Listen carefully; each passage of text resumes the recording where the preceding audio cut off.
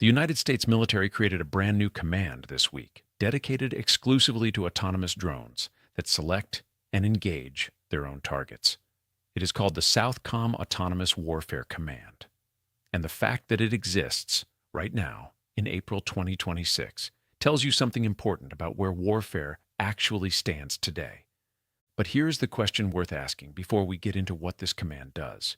When we say a drone selects its own targets, what does that actually mean? Because the answer is more complicated than most people realize, and understanding it is the difference between knowing what is actually happening and just reacting to a headline. So let us start there. For most of the history of drone warfare, the chain of lethal decision-making was clear and well-defined. A human operator sitting thousands of miles from the battlefield watched a live video feed from the drone.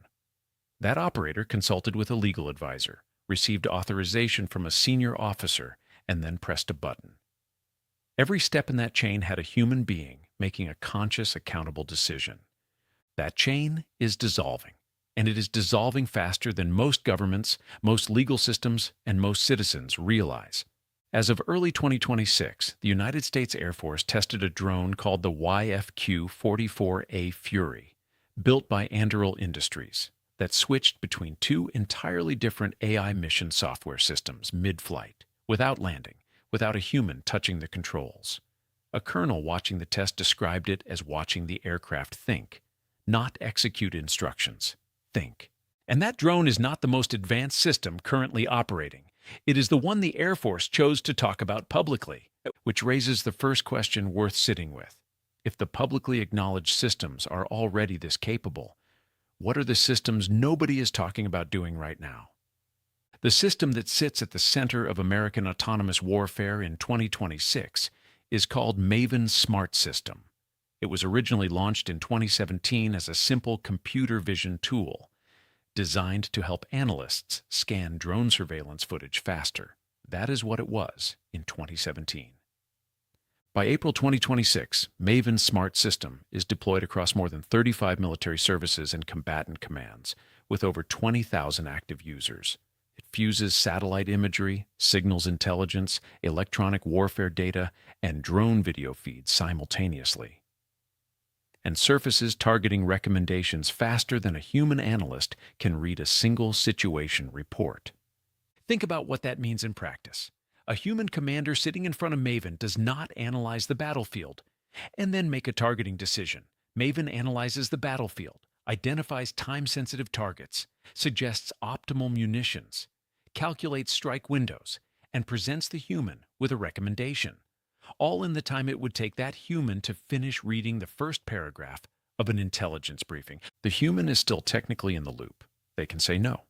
But the question that military ethicists have been raising with increasing urgency is whether a human who approves a targeting recommendation they did not generate, cannot fully audit, and had less than 30 seconds to evaluate, is actually making a meaningful decision, or whether they have become, in one researcher's phrase, an approval node in a process they did not design and cannot meaningfully interrogate. That distinction between human control and human endorsement is the central ethical question of autonomous warfare in 2026. And it does not have a clean answer. This tension came into the open in February and March of this year through a confrontation that very few outlets covered with the seriousness it deserved. Anthropic, and the company behind the Claude AI model, had integrated its technology into Maven Smart System through a partnership with Palantir. And when the Pentagon moved to deploy Maven in configurations that would allow fully autonomous lethal engagement without human oversight, Anthropic refused. They stated directly that their AI could not be used for fully autonomous lethal weapon systems without a human remaining in the decision loop. Secretary of Defense Pete Hegseth responded by arguing that the Department of Defense could not be constrained by a vendor's internal safety policies, that the speed of modern warfare, where a drone swarm can reach a military installation in seconds, where hypersonic threats require automated defensive responses because no human can react fast enough, made full human oversight not a preference but a physical impossibility in certain scenarios. Both arguments are real. Both have legitimate weight, and neither one resolves the other.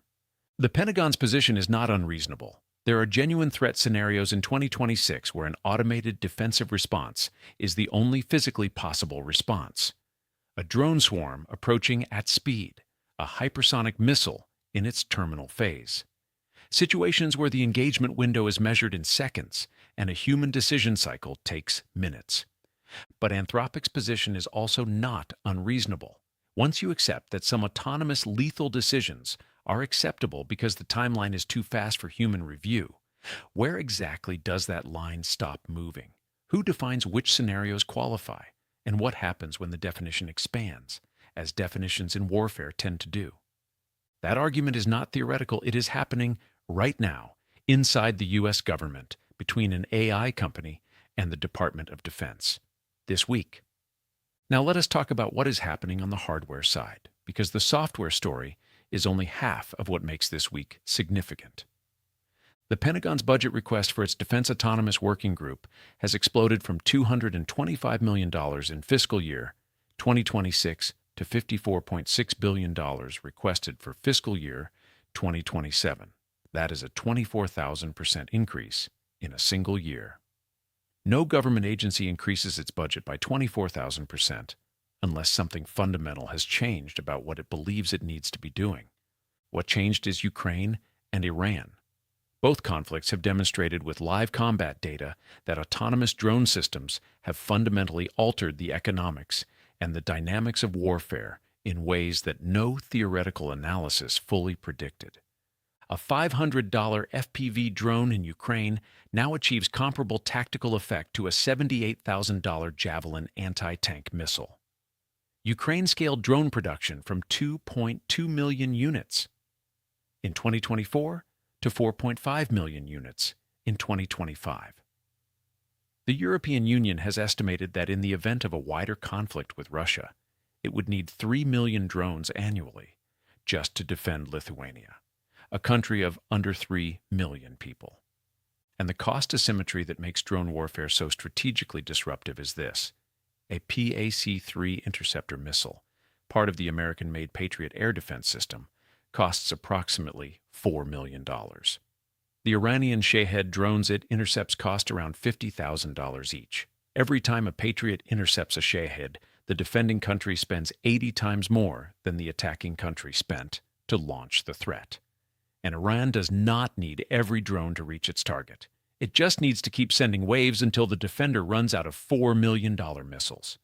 That arithmetic is driving every major military on Earth to accelerate autonomous drone development as fast as physically possible.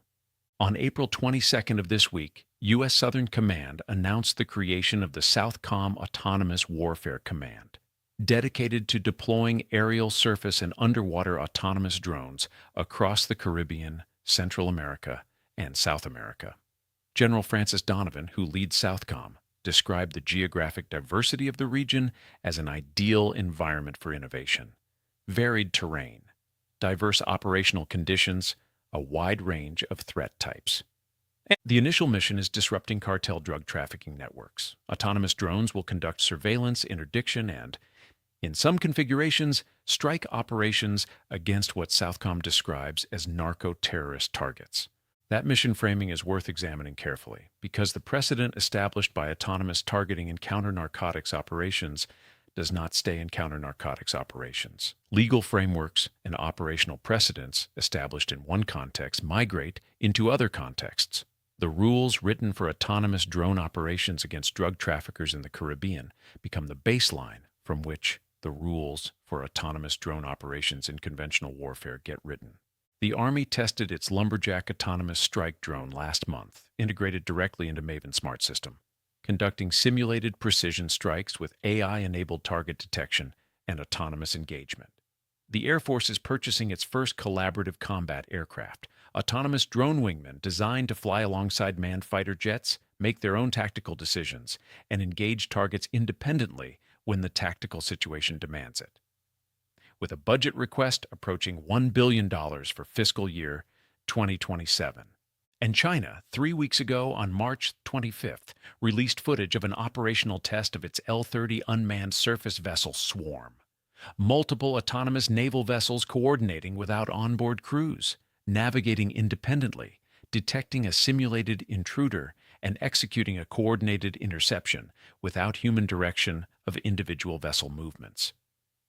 The exercise demonstrated autonomous maritime warfare capabilities that no Western military had previously confirmed China possessed at operational scale.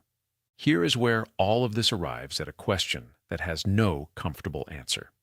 The International Criminal Court exists to hold individuals accountable for war crimes. The entire architecture of international humanitarian law, the Geneva Conventions, the laws of armed conflict, the principle of distinction between combatants and civilians, is built on the assumption that a human being made the decision to use lethal force, that a human being can be identified, prosecuted, and held responsible when that decision violates the law. When an autonomous drone selects and engages a target, and the target turns out to be a civilian, who is responsible? The engineer who wrote the targeting algorithm 2 years ago? The commander who activated the system? The company that built the drone? The government that deployed it? There is no clear answer to that question in any existing legal framework.